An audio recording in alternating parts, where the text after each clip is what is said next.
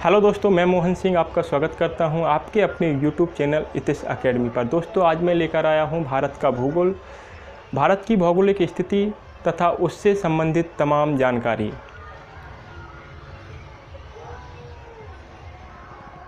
यहाँ पर मैंने दुनिया का नक्शा बनाया हुआ है, यानी एक ग्लोब बनाया हुआ है और उस पर भारत की स्थिति को समझाने का प्रयास किया हुआ है। दुनिया के नक्शे पर किसी भी देश की भौगोलिक स्थिति को समझने के लिए हमें तीन चीज़ों की आवश्यकता होती है: अक्षांश रेखाएं और देशांतर रेखाएं, साथ ही साथ 0 डिग्री अक्षांश रेखा जो कि भूमध्य रेखा के नाम से जानी जाती है उसकी।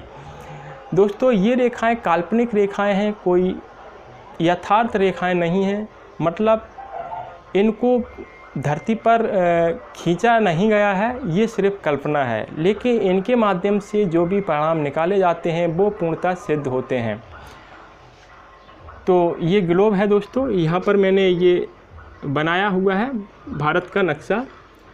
पूरी दुनिया को भूमध्य रेखा यानी 0 डिग्री रेखा पूरी दुनिया को 2 भागों में बांटती है। इसके उत्तरी भाग को उत्तरी गोलार्ध और दक्षिणी भाग को दक्षिणी गोलार्ध के नाम से जानते हैं। जो कि 0 डिग्री रेखा यानी भूमध्य रेखा इस तरीके से पश्चिम से पूरब की ओर खींचे जाने वाली रेखा है, जो अक्षांश रेखा के समांतर खींची गई है। 0 डिग्री रेखा के उत्तर में उत्तरी गोलार्ध और दक्षिण में दक्षिणी गोलार्ध माना जाता है। दोस्तों, ये रेखाओं को समझ लेते हैं हम। ये काल्पनिक रेखाएं हैं, यानी उत्तर से दक्षिण की ओर खींचे जाने वाली रेखाएं। ये देशांतर रेखाएं होती हैं, जो कि इनसे समय निर्धारण किया जाता है। और पश्चिम से पूरब की ओर खींचे जाने वाली रेखाएं ये अक्षांश रेखाएं होती हैं, जो कि भौगोलिक स्थिति की माप करती हैं। तो अक्षांश रेखाएं इस प्रकार खींची जाती हैं और देशांतर रेखाएं इस प्रकार खींची जाती हैं। आप समझ पा रहे होंगे, ग्लोब पर इसी प्रकार की रेखाएं खींची हुई हैं। तो फिर आप अक्षांश और देशांतर रेखाओं को समझ गए होंगे।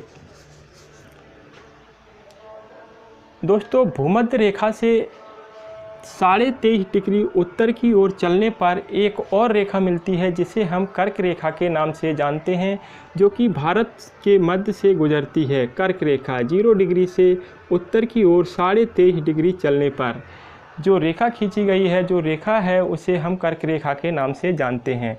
उसी प्रकार से 0 डिग्री यानी भूमध्य रेखा से दक्षिण की ओर 23.5 डिग्री चलने पर एक और अन्य रेखा मिलती है, जिसे हम मकर रेखा के नाम से जानते हैं। दोस्तों, ये 3 रेखाएं हैं: मकर रेखा, कर्क रेखा और भूमध्य रेखा। ये अत्यंत इम्पोर्टेंट रेखाएं हैं। अब हम देखते हैं